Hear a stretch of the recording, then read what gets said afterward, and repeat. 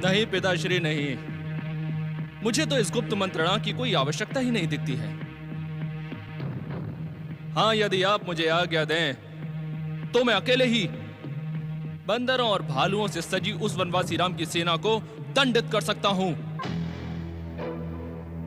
मूर्खों जैसी बातें करके तुम लंकेश्वर रावण को ही नहीं, स्वयं को भी भ्रमित कर रहे हो युवराज मेघनाद। युद्ध प्रारंभ हुए अभी कुछ ही समय हुआ है। किनारान तक दुरागम और महोदर जैसे कई बलशाली राक्षस वीर शत्रु के हाथों मारे गए। तीनों लोकों में विजय का ध्वज फहराने वाली राक्षस सेना की दशा दुर्दशा तक पहुंच गई है। और तुम कहते हो कि मंत्रणा की आवश्यकता नहीं। युद्ध प्रारंभ हो जाने के पश्चात मंत्रणा की नहीं, प्रदर्शन की आवश्यकता होती है ज्येष्ठ काकाश्री। मुझे अपनी शक्ति पर अभिमान है। मैंने देवराज इंद्र को अपनी शक्ति से बंदी बनाया था। जिसकी शक्ति पर उस वनवासी राम को इतना अभिमान है, उस हनुमान को बांधा था मैंने। ब्रह्मा के वरदान की आड़ में तुमने देवराज इंद्र को पराजित तो किया था इंद्रजीत, पर इतना तो बताओ कि महावीर हनुमान को बंदी बनाकर भी तुम्हें क्या मिला? ध्वस्त हो गई कीर्ति लंका की। तुम्हारी आंखों के सामने वो बजरंग बली सोने की लंका को राख का ढेर बनाकर चला गया, और तुम ब्रह्म बाण और नागपाश चलाकर भी उस अंजनी पुत्र हनुमान का कुछ नहीं बिगाड़ पाए। उसके दोषी हम नहीं, काकाश्री विभीषण थे। मैं तो उस वानर को मृत्यु दंड देना चाहता था, किंतु पिताश्री ने भरी राजसभा में मेरे प्रस्ताव को ठुकराकर और काकाश्री विभीषण के प्रस्ताव को स्वीकार कर हनुमान की पूंछ में आग लगाने का आदेश दे दिया। तुम ठीक कहते हो पुत्र। उस दिन विभीषण की बात मानना मेरी भूल थी। यदि आज हनुमान राम के साथ ना होता तो राम की शक्ति अधूरी थी। आप हनुमान के अंत की बात कर रहे हैं? लड़कपन में सूर्य को फल समझकर मुंह में रखने वाले हनुमान को शत्रुता की दृष्टि से देखना भी असंभव है भ्रातर जी। अशोक वाटिका में उस असंभव को भी मैंने संभव किया था। ये तुम्हारी भूल है वत्स। संसार के बंधन काटने वाले हनुमान जी लंका की सैन्य शक्ति, अस्त्र शस्त्र की संख्या और रणनीति का अनुमान लगाने के लिए ही तुम्हारे बंधन में बंधे थे। यह सत्य है। पुत्र मेघनाद की वीरता पर मिथ्या आरोप है। दुष्ट षड्यंत्रकारी विभीषण के कहने पर उस दिन हमने उस बंदर को छोड़ दिया था। हंसी आती है लंकेश्वर। परंतु मैं आपसे एक प्रश्न अवश्य पूछना चाहता हूं। हनुमान जी को तो छोड़ दीजिए, ये बताएं, उस दिन राज्यसभा में अंगद के जमे हुए पैर को उखाड़ने में लंका के सारे वीर, यहां तक कि मेघनाद और आप भी असफल क्यों रह गए थे लंकेश्वर? समय सदा एक सा नहीं रहता भैया। पूर्व से निकले सूर्य को पश्चिम में अस्त होना ही पड़ता है। ज्येष्ठ काकाश्री, यदि आप इसी प्रकार हमारा मनोबल तोड़ते रहेंगे तो हम युद्ध भूमि में जाने से पहले ही युद्ध हार जाएंगे। ये युद्ध तो हम उसी दिन हार गए थे युवराज मेघनाद, जिस दिन लंकेश्वर जगत जननी सीता को हरकर यहाँ लाए थे। हम यहाँ वाद विवाद के लिए नहीं, लंका की राक्षस सेना का मनोबल बढ़ाने के लिए एकत्रित हुए हैं। युद्ध तो प्रारंभ हो गया है महाबली कुंभकर्ण। अब या तो शत्रु मरेगा या फिर हम वीर गति को प्राप्त होंगे, पर युद्ध नहीं रुकेगा। हम सबको युद्ध लड़ना ही होगा। यही युद्ध का नियम है और रावण की मर्यादा। मुक्ति के मोह में मैंने श्री राम से युद्ध करना तो स्वीकार कर लिया, परंतु धन्य है मेरा भाई विभीषण, जिसे राम के चरण सेवा का अवसर मिला। विभीषण का नाम भी न लो मेरे सामने कुंभकर्ण, उसका नाम भी न लो मेरे सामने। केवल राक्षस सेना के मनोबल को बढ़ाने की बात करो। पिताश्री, केवल एक दिन का समय दीजिए मुझे। मैं अपनी वरदानी शक्तियों से राम की सेना को तहस नहस कर दूंगा। ऐसा भीषण प्रहार करूंगा कि पृथ्वी तो पृथ्वी, पाताल और स्वर्ग भी कांप उठेंगे। नहीं पुत्र नहीं। जिन स्थितियों पर हम विचार कर रहे हैं उसके प्रति तुम गंभीर नहीं हो। इस समय प्रश्न व्यक्तिगत और वरदानी शक्ति का नहीं, राक्षस सेना के मनोबल का है। पुत्र मेघनाथ, तुम नहीं जानते, युद्ध सेना के मनोबल से जीता जाता है। और बंदरों, भालुओं की शक्ति के सामने हमारी राक्षस सेना का मनोबल टूट चुका है। इन परिस्थितियों में राक्षस सेना का मनोबल बढ़ाने के लिए यही उचित होगा कि आप सह्याद्री के दैत्यराज भल्ला तक से सैन्य सहायता प्राप्त करें। हाँ, ये तुमने अच्छा सुझाव दिया कुंभकर्ण। दैत्यराज के सैनिक पहाड़ों और जंगलों में रहने के अभ्यस्त हैं। वो राम की जंगली सेना को उचित उत्तर दे सकते हैं। एक क्षण का भी विलंब किए बिना हमें महाराज भल्ला तक को अपने सैनिकों को यहाँ भेजने का आदेश देना चाहिए। ठहरे लंकेश्वर, ठहरे। इस समय आपको महाराज भल्ला तक की आवश्यकता है। ये लंका की स्थितियां देखते हुए आपके आदेश को ठुकरा भी सकते हैं। वो असभ्य और जंगली दैत्यों का राजा भल्ला तक लंकेश्वर रावण के आदेश को ठुकराएगा? यदि उसने ऐसा दुस्साहस किया तो मेघनाथ यहीं से उसके राज्य पर शक्ति फेंककर उसे और उसके राज्य को नष्ट कर देगा। श्री राम के साथ युद्ध करते समय तुम्हें ऐसी शक्तियों की आवश्यकता पड़ेगी मेघनाथ। ने संभाल के रखो वत्स, संभाल के। तो फिर हम क्या करें कुंभकर्ण? तुम्हारा तो महाराज भल्ला तक से पुराना परिचय है। तुम सह्याद्री चले जाओ। मैं? मेरा सह्याद्री जाना उचित नहीं होगा भैया। सेना की लंका को आवश्यकता है, इसलिए लंकेश्वर का वहां जाना उचित है। हाँ, यदि लंकेश्वर आदेश दें तो मैं उनके साथ अवश्य चला जाऊंगा। कैसी बातें कर रहे हो तुम? इस समय लंका पर युद्ध का भयानक संकट मंडरा रहा है। एक के बाद एक हमारे योद्धा मारे जा रहे हैं और तुम कहते हो कि हम दोनों लंका छोड़कर सह्याद्री चले जाएं? सारी परिस्थितियां समझने के बाद ही मैंने आपको परामर्श दिया है लंकेश्वर। प्यासा सदा कुएं के पास आता है, कुआं कभी प्यासे के पास नहीं आता। तुम्हारी बात तो सत्य है कुंभकर्ण, पर मैं लंका छोड़कर सह्याद्री कैसे?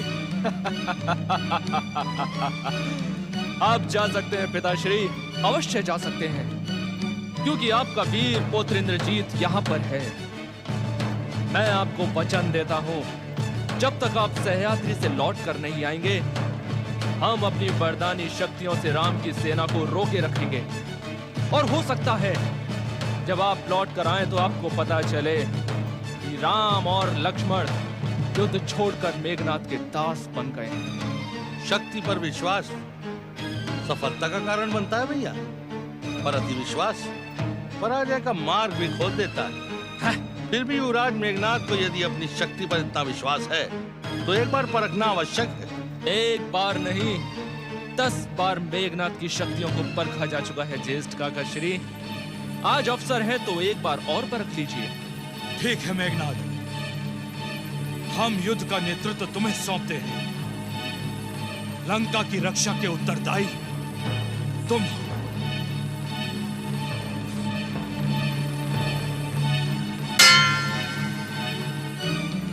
लंकेश्वर की जय हो। आज्ञा लंकेश्वर। मामा श्री वीरवर अकंपन को सूचित करो कि वो हमारे और वीरवर कुंभकर्ण के साथ इसी समय सह्याद्री जाएंगे। जो आज्ञा लंकेश्वर। सह्याद्री नरेश दैत्यराज भल्ला तक की। सह्याद्री नरेश दैत्यराज भल्ला तक की। सह्याद्री नरेश दैत्यराज भल्ला तक की। दैत्यराज भल्ला तक की जय हो। लंका का राजदूत आपकी सेवा में उपस्थित होना चाहता है। उसे आदर सहित भीतर ले आओ। जो आज्ञा महाराज।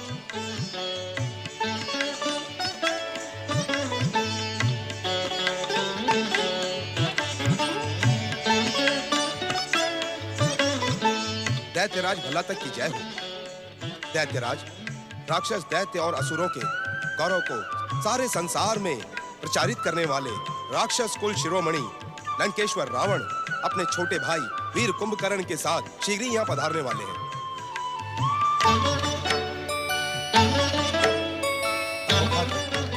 अहोभाग्य, लंकेश्वर रावण और वीर कुंभकर्ण के सह्याद्री पधारने की सूचना देकर तुमने हमें प्रसन्न कर दिया है।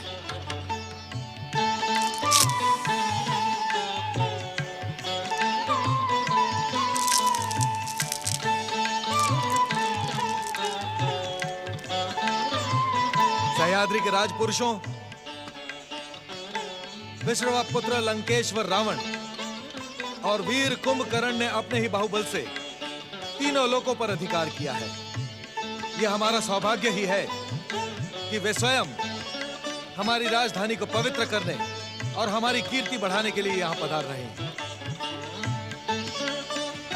हम लंकेश्वर रावण और वीर कुंभकर्ण के भव्य स्वागत का आदेश देते हैं। सह्याद्री नरेश दैत्यराज भल्लाता की।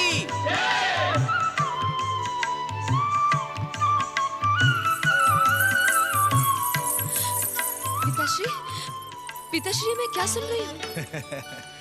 तुमने सत्य सुना है पुत्री। हम भी तुम्हें लंकेश्वर रावण और वीर वर कुंभकर्ण के आने की सूचना देने आ ही रहे थे।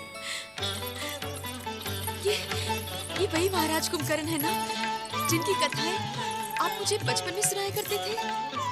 हाँ राजकुमारी, आज वे अपने बड़े भाई के साथ सह्याद्री का सौभाग्य बढ़ाने यहाँ पधार रहे हैं। हमें तन और मन से उनका स्वागत करना है पुत्री।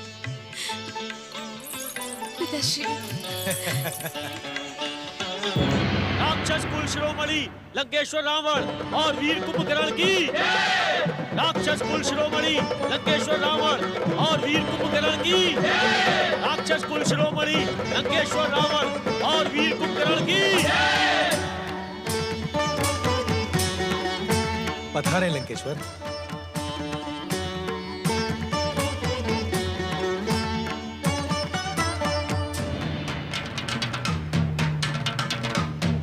आइए, पधारिए, आइए।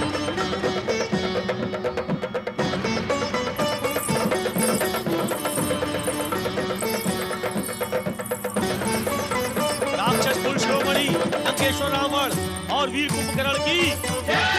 राक्षस कुल शिरोमणि लंकेश्वर रावण और वीर कुंभकर्ण की।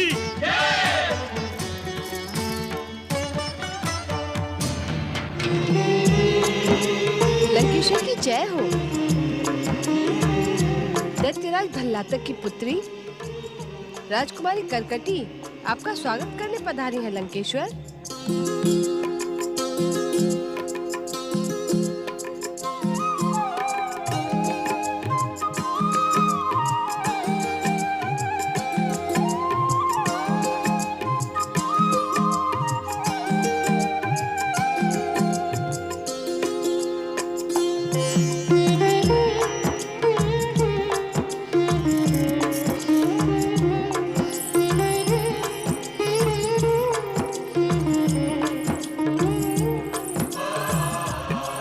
लंकेश्वर रावण, सह्याद्री का ये शीतल पेय आपकी यात्रा की थकान मिटा देगा, इसे स्वीकार करें।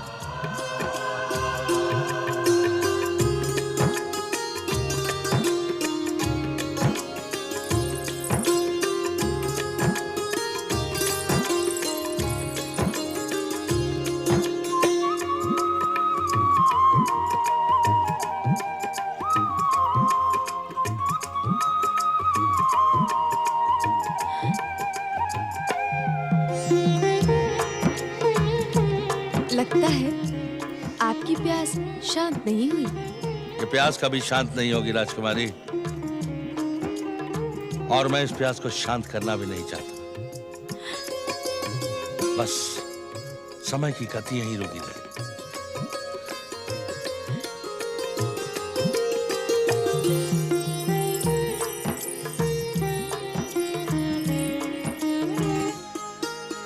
राक्षस कुल शिरोमणि लंकेश्वर, इस सिंहासन पर विराजमान हूं। नहीं महाराज, ये सिंहासन आपका है। हमारा जो कुछ भी है वो आपका भी है लंकेश्वर। तो फिर ठीक है, हम दोनों साथ साथ इस सिंहासन पर विराजमान होंगे महाराज भल्लातक। नहीं नहीं लंकेश्वर, हम स्वयं को आपके साथ बैठने योग्य नहीं समझते। सारा संसार आपके पराक्रम से मुग्ध है लंकेश्वर। हम तो केवल आपकी सेवा में खड़े रहना चाहते हैं। विनम्रता और सहजता तो कोई महाराज अल्लाह तक से सीखे।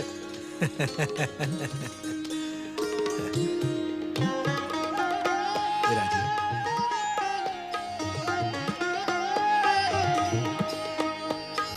लंबे समय बाद आपको देखने का अवसर मिला है वीरवर कुंभकर्ण। हम प्राय आपकी वीरता की चर्चा किया करते थे। हमारी पुत्री राजकुमारी करकटी तो वर्षों से आपको देखने के साथ लिए बैठी है। हम जब भी आपकी वीरता की चर्चा किया करते तो वो उत्सुक होकर एक के बाद एक प्रश्न करती है। तो यूं समझ लीजिए, देवयोग से राजकुमारी करकटी के प्रश्नों का और उनकी जिज्ञासा का समाधान करने ही हम यहाँ आए। सत्य वचन।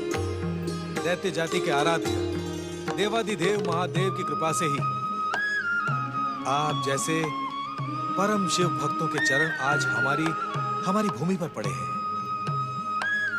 इस समय राजकुमारी करकटी की प्रसन्नता का अनुमान लगाना असंभव है।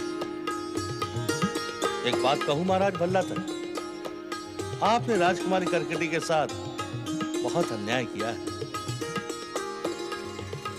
ये आप क्या कह रहे हैं वीरवर? जब राजकुमारी के भीतर मुझसे मिलने की इतनी इच्छा थी तो आप इनको लेकर के लंका क्यों नहीं आए? करकटी के हट के कारण हमने कई बार लंका आने का कार्यक्रम बनाया था, परंतु हर बार कार्यक्रम स्थगित करना पड़ा। ऐसा क्यों महाराज?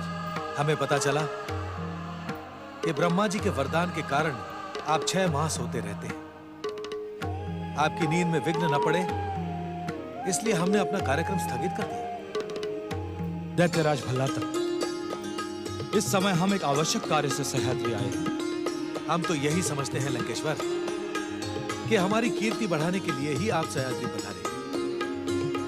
फिर भी आपके सह्याद्री पधारने के कारण का अनुमान हम लगा सकते हैं, परंतु इस बात पर चर्चा हम आपका भरपूर स्वागत करने के बाद ही करेंगे। सह्याद्री के राजपुरुषों, इस समय हम अपनी प्रसन्नता को शब्दों में व्यक्त नहीं कर सकते। जिसने अपनी वीरता और पराक्रम से केवल पृथ्वी लोक ही नहीं, स्वर्ग लोक, पाताल लोक, यम लोक, नागलोक और वरुण लोक, हर लोक पर अपना अधिकार किया है, वे लंकेश्वर रावण और वीरवर कुंभकर्ण आज हमारे बीच हैं। आप सब सच्चे मन से राक्षस जाति के हित चिंतक लंकेश्वर रावण की जय जयकार करें। राक्षस कुल शिरोमणि लंकेश्वर रावण की, राक्षस कुल शिरोमणि लंकेश्वर रावण की। मैं इस प्यास को शांत भी नहीं करना चाहता राजकुमारी। मैं तो चाहता हूं कि समय की गति यूं ही रुकी रहे, आप मुझे देखती रहें और मैं यूं ही शीतल पेय पीता रहूं। आप देखती रहें, मैं पीता रहूं।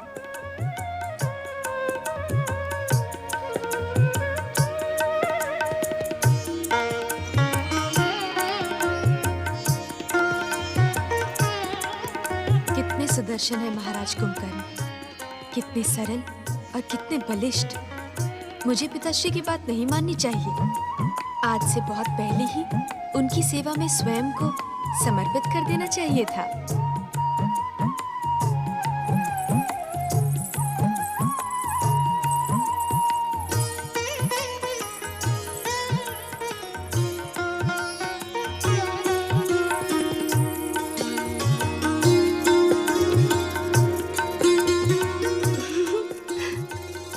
आप जिनके विचारों में खोई है ना राजकुमारी, वे है ही ऐसे।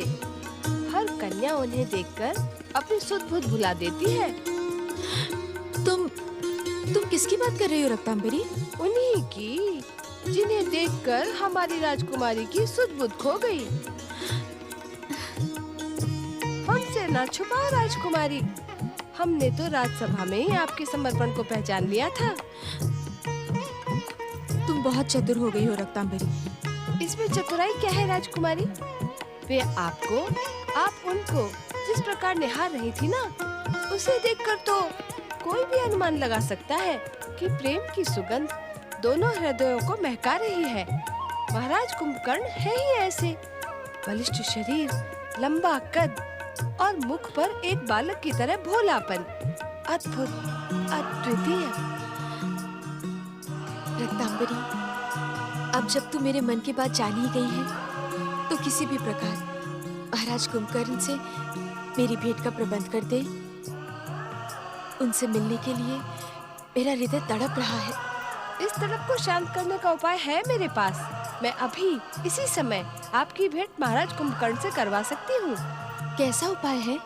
राजकुमारी, हम दोनों अतिथि सेवा की भावना से महाराज कुंभकर्ण के पास जाएंगे। नहीं रत्नांबरी, मैं ये नहीं कर सकती, मुझे लाज आती है। अरे, एक ओर से तो कहती हो कि भेंट करा दो और दूसरी ओर कहती हो कि लाज आती है। आपको अपनी लाज को तो त्यागना ही पड़ेगा राजकुमारी। तू समझ नहीं रही है रत्नांबरी। यदि मैं राजमहल में उनसे मिलूंगी तो लोग चर्चा करेंगे। मैं तो उनसे एकांत में मिलना चाहती हूँ, अपने मन की कहना चाहती हूँ और उनके मन की सुनना चाहती हूँ। पर वे क्या एकांत में मिलने का प्रस्ताव स्वीकार करेंगे? करेंगे क्यों नहीं? तूने ही तो कहा था, प्रेम के फूल की सुगंध आप दोनों को महका रही है।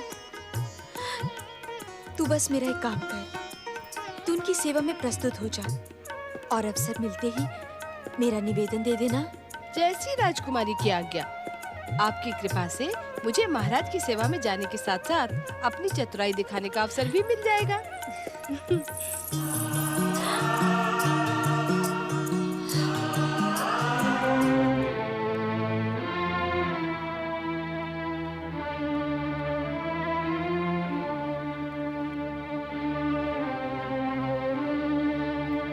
प्रणाम मामा श्री। आप कब आए? वत्स कुंभकर्ण, अब तक तो केवल लंकेश्वर ही तुम्हारी गंभीरता को लेकर चिंतित थे। अब तो ये चिंता मुझे भी हो रही है। इस सच को मैं अपनी आंखों से देख रहा हूं कि सयाद्री आने के बाद से तुम अपेक्षा से अधिक गंभीर हो गए हो। क्या बात है कुंभकर्ण? नहीं मामा श्री, ऐसी कोई बात नहीं। केवल कुछ समय के लिए अकेला रहना चाहता हूं। मन अशांत है। अशांति का कारण क्या है कुंभकर्ण? कारण मैं आपको नहीं बता सकता मामा श्री, परंतु ये वचन देता हूं कि कुछ समय बाद मैं लंकेश्वर भैया रावण से अवश्य भेंट करूंगा। अब आप मुझे अकेला छोड़ दें।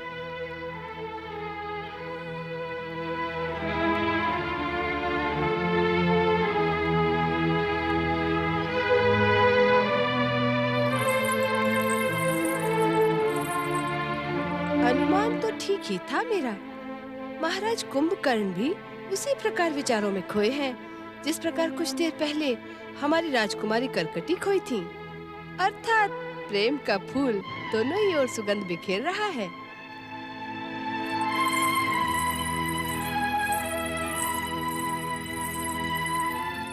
कुंभकर्ण महाराज की जय हो। आप? क्यों? आप किसी और की प्रतीक्षा कर रहे थे क्या? नहीं। मेरे साथ और कोई नहीं आया महाराज। मैं अकेली ही आई हूँ आपकी सेवा में, आपको मदिरा पान कराने। मदिरा पान करने की इच्छा नहीं है हमारी।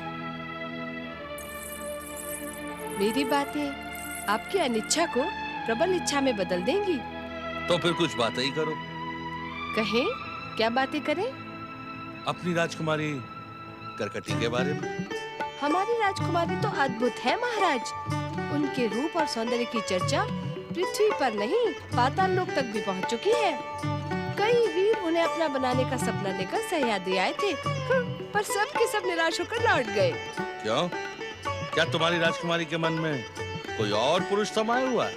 हाँ महाराज। वो सौभाग्यशाली पुरुष कौन है? वे भी हमारी राजकुमारी की तरह अद्भुत है महाराज। इस संसार में उनकी कोई समानता नहीं है। उनके पराक्रम के आगे तीनों लोकों के प्राणी कांपते हैं और उनकी सरलता के सामने सब नतमस्तक हो जाते हैं। ऐसा विलक्षण व्यक्ति कौन है? मैं तो केवल इतना ही जानती हूँ महाराज, क्योंकि इतना ही मैंने राजकुमारी से सुना था। इसके आगे तो उन्होंने मुझे कुछ बताया ही नहीं। क्यों? तुमने जानने का प्रयास नहीं किया? किया तो अनेकों बार, पर वे वही करती हैं जो उनका मन कहता है, और उनके मन के विपरीत जाने का साहस किसी के भीतर नहीं है। क्या मैं उनसे एकांत में भेंट कर सकता हूँ? क्या आप उनसे उनकी कल्पना के राजकुमार का परिचय जानना चाहते हैं? और भी बहुत कुछ जानना, कहना और सुनना चाहता हूं। यदि आप मुझ पर ये उपकार कर दें तो आपकी बहुत कृपा होगी। ऐसा अनर्थ न करे महाराज, मैं तो एक साधारण सी दासी हूँ, पर इतना अवश्य जानती हूँ कि हमारी राजकुमारी करकटी से मिलना इतना सरल नहीं है। आप तो अनिच्छा को इच्छा में बदल लेते हैं।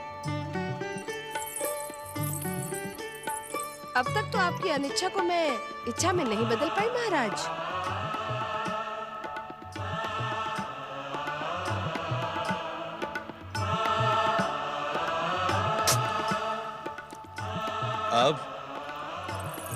अब तो प्रयास करना ही होगा, और भेंट हो या ना हो ये तो राजकुमारी की इच्छा पर ही निर्भर करता है। वैसे मुझे उनसे भय बहुत लगता है। आपको भयभीत होने की कोई आवश्यकता नहीं। मैं जानता हूँ हमारी भेंट का प्रस्ताव सुनकर राजकुमारी करकटी प्रसन्न हो जाएंगी। यदि आपको अपनी बात पर इतना ही विश्वास है तो संध्या काल में राजमहल के पीछे वन प्रदेश में आ जाइएगा। संध्या काल के समय राजकुमारी प्रतिदिन वही वन विहार के लिए जाती हैं।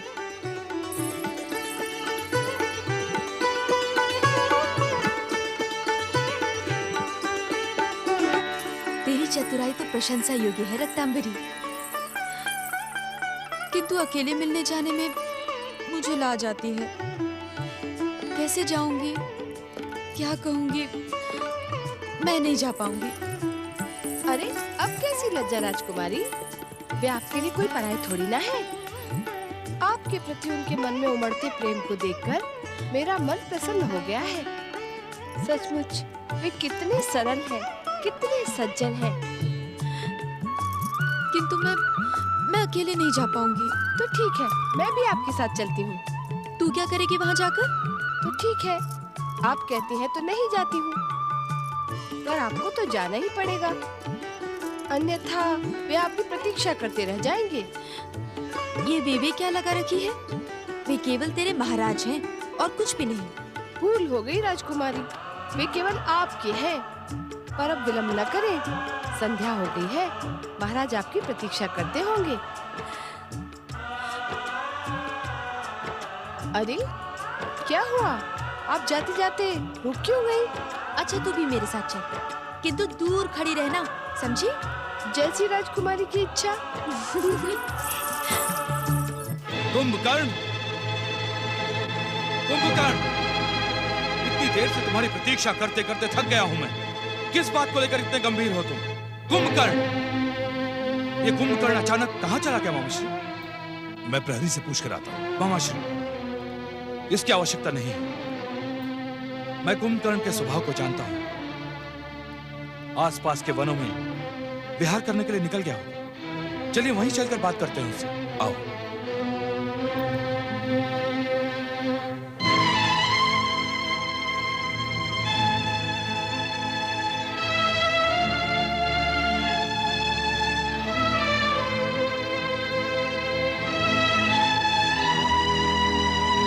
क्या बात है, राजकुमारी अभी तक आई क्यों नहीं? दासी ने तो कहा था कि वो प्रतिदिन संध्या काल को यहीं आती है। क्या उन्होंने मेरे प्रस्ताव को स्वीकार नहीं किया? क्या मुझसे उनके प्रेम को पहचानने में कोई भूल हो गई? क्या उनकी कल्पना में कोई दूसरा पुरुष है? राक्षस वीर कुंभकर्ण, जब से तुम यहाँ आए हो, तुमने अपनी वीर राक्षसी स्वभाव को छोड़कर गंभीरता और उदासी को अपना लिया है। जिस उद्देश्य से हम यहाँ आए हैं, उसमें तुम्हारी तनिक भी रुचि दिखाई नहीं पड़ती। यदि ऐसा ही था, तो लंका से हमारे साथ यहाँ आने की आवश्यकता ही क्या थी? भैया लंकेश्वर, मैंने मामाश्री से निवेदन किया था कि मन की अशांति दूर होते ही मैं स्वयं आपकी सेवा में आ जाऊंगा। मैं भी लंबे समय से प्रतीक्षा कर रहा था। क्या बात है कुंभकर्ण, तुम्हारा मन किस कारण अशांत है? क्षमा करें महाराज, मैं अपने मन की अशांति का कारण आपको नहीं बता सकता। किंतु मन की अशांति में तुम ये भी भूल गए कुंभकर्ण कि तुम्हारे ही आग्रह पर लंका से राक्षस सैनिकों की सहायता प्राप्त करने के लिए हम यहाँ पर आए हैं। अन्यथा हमारे एक ही आदेश पर स्वयं भल्ला तक लंका तक दौड़ा दौड़ा चला आता। राक्षस सैनिकों की आवश्यकता हमें है लंकेश्वर, महाराजा भल्ला तक को नहीं। जिसे आवश्यकता होती है उसे ही याचक बनकर जाना होता है। लंकेश्वर रावण का आदेश सारा संसार मानता है। देव, दानव, मानव, किन्नर, गंधर्व और ग्रह नक्षत्र तक रावण के सामने मस्तक झुकाते हैं। फिर भल्ला तक तो हमारी जाति का है, हमारी सहायता करना उसका धर्म है। धर्म को धर्म की मर्यादा में ही रहने दो भैया। उत्तेजना और अहंकार धर्म को अधर्म बना डालता है। जब महाराज भल्ला तक स्वयं इस बात का संकेत दे रहे हैं कि स्वागत सत्कार करने के बाद वे आपके साथ राजकाज पर चर्चा करेंगे, तो तनिक धैर्य धारण करें। नहीं नहीं नहीं नहीं नहीं, धैर्य और प्रतीक्षा रावण का स्वभाव नहीं। जो वस्तु रावण को नहीं मिलती, रावण उसे छीन लेता है। शांत हो जाओ भांजे, शांत हो जाओ। शांति और धीरज के साथ बहुत कुछ देख लिया मामा श्री। अब तो रावण के प्रचंड क्रोध के प्रचंड प्रदर्शन का समय आ रहा है। कुंभकर्ण की बात मानकर हमने बहुत बड़ी भूल की, और अब और इसी समय उस भूल को सुधारा जाएगा। मामा श्री, अभी और इसी समय भल्ला तक को बात का पतंगड़ ना बनाओ भैया। मुझे महाराज भल्ला तक पर पूर्ण विश्वास है, वे हमें निराश नहीं करेंगे। उनकी सैन्य शक्ति पाकर लंका के राक्षसों का मनोबल आसमान को छूने लगेगा। तब वनवासी राम को परास्त करना हमारे लिए सरल और सहज हो जाएगा। कुछ समय तो प्रतीक्षा करो भांजे। एक सीमा तक की प्रतीक्षा की जा सकती है मामा श्री। उसके बाद रावण अपने स्वभाव अनुसार ही बात करेगा। तब यह भला तक भी रावण का आदेश एक सेवक के समान मानेगा। चलिए मामा श्री।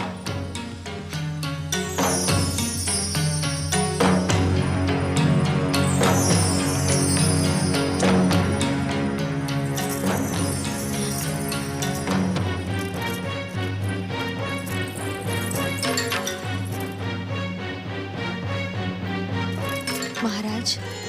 राजकुमारी आप? राजकुमारी, मुझे भैया की बातों पर बहुत खेद है। यदि आपको उनकी कोई बात उचित ना लगी हो तो मैं आपसे क्षमा मांगता हूँ। नहीं महाराज, आप तो हमारे अतिथि हैं, और अतिथि देवता के समान पूजनीय होते हैं। क्षमा के अधिकारी आप नहीं हैं, हम हैं। रहने दीजिए इन बातों को। आज के दिन की प्रतीक्षा तो मैं वर्षों से कर रही थी महाराज। राजकुमारी, आपकी कल्पना का सुदर्शन पुरुष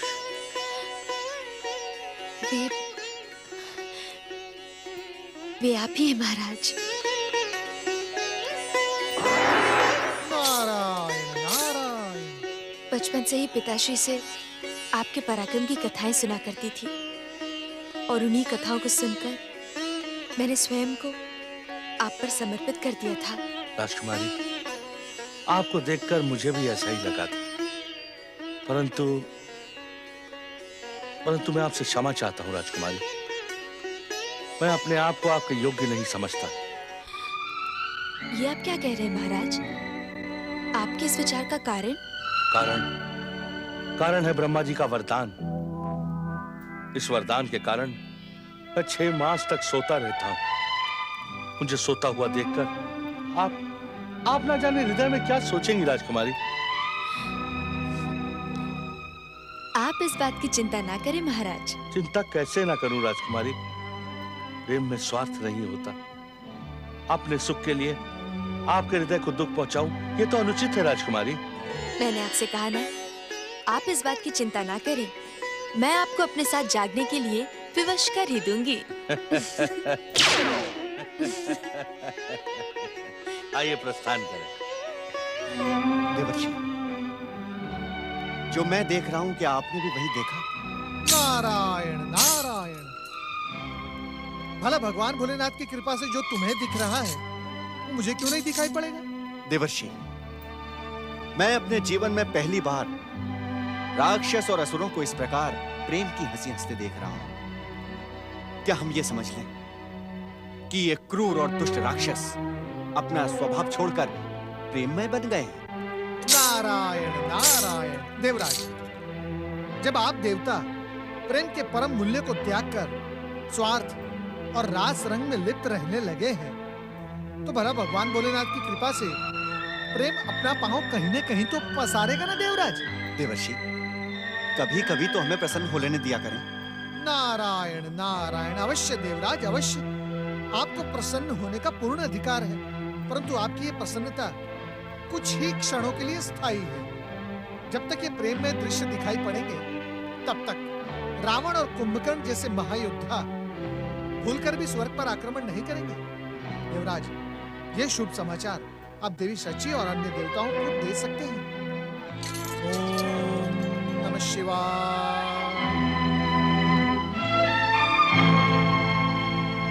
ओम नमः शिवाय।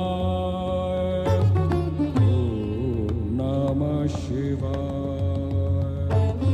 ओम नमः शिवाय। ओम नमः शिवाय। ओम नमः शिवाय।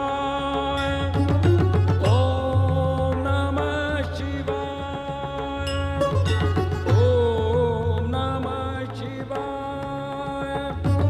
ओम नमः शिवाय।